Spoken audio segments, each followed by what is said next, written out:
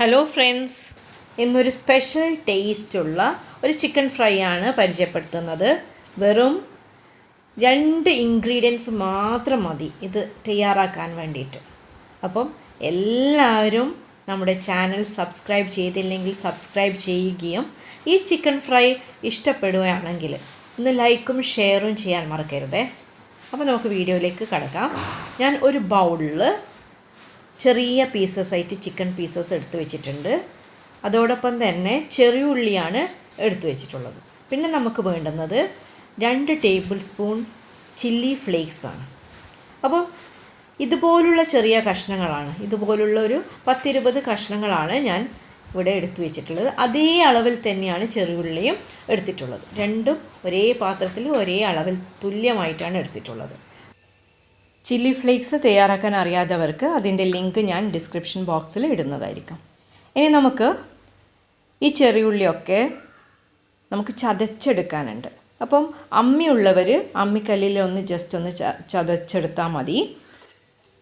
അല്ലെങ്കിൽ ഒരു മിക്സിയുടെ ചെറിയ ജാറിൽ ഒരു 5-8 സെക്കൻഡ് ഒന്ന് കറക്കിയെടുത്താൽ മതി ഇതുപോലെ. ഇനി ഒരു പാനിലേക്ക് 3 ടേബിൾ സ്പൂൺ വെളിച്ചെണ്ണയാണ് ഒഴിക്കുന്നത്. അതിലേക്ക് ഒരു പിടി കറിവേപ്പിലയാണ് ഇട്ട് കൊടുക്കുന്നത്. കറിവേപ്പില കുറച്ച് കൂടുതൽ എടുത്താൽ അത്രയും ടേസ്റ്റ് ആയിരിക്കും. അപ്പോൾ ഇതിലേക്ക് കുറച്ച് കറിവേപ്പില ഇട്ട് കൊടുക്കുന്നുണ്ട്. ഈ കറിവേപ്പില നല്ലതുപോലെ ഈ എണ്ണയിൽ നമുക്ക് വാട്ടിയെടുക്കാം, നല്ല ബ്രൗൺ നിറാവുന്നത് പോലെ. ഇതിലേക്കാണ് ചതച്ച ചെറിയുള്ളി ചേർത്ത് കൊടുക്കുന്നത്. സവാള വേണമെങ്കിൽ ഉപയോഗിക്കാം, എങ്കിലും ചെറിയുള്ളിക്കാണ് കൂടുതൽ ടേസ്റ്റ്.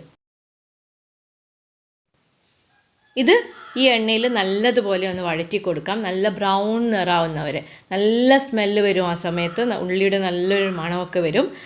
അതുവരെ നമുക്കൊന്ന് വഴറ്റി കൊടുക്കാം. ഇത്രയും മതി.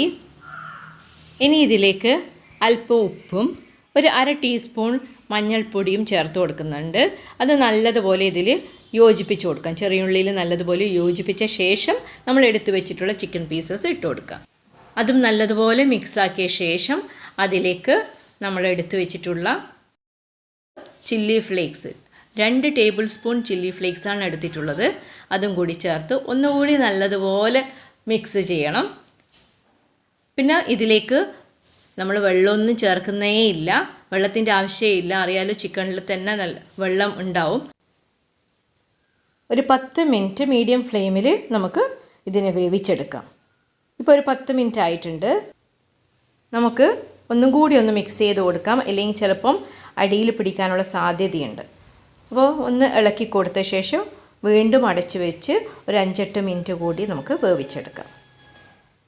അപ്പോൾ ഇത്രയും മതി. നമുക്കൊന്ന് അടച്ച് വെച്ച് കുറച്ച് സമയം കൂടി വെയിറ്റ് ചെയ്യാം. മീഡിയം ഫ്ലെയിമിൽ മാത്രമേ ചിക്കൻ വേവിച്ചെടുക്കാൻ പാടുള്ളൂ. ഒരു 5-8 മിനിറ്റ് കൂടി നമുക്ക് വെയിറ്റ് ചെയ്യാം. കുറച്ച് സമയം കഴിഞ്ഞിട്ടുണ്ട്. ഇനി നമുക്കിതിലേക്ക് മല്ലിയില ഇട്ട് കൊടുക്കാം. അപ്പോൾ ഒരു പ്രത്യേക ഒരു സ്മെല്ലാണ്. സാധാരണ നമ്മൾ ഇഞ്ചിയും വെളുത്തുള്ളിയൊക്കെ ചേർക്കാറുണ്ട് ചിക്കനിൽ.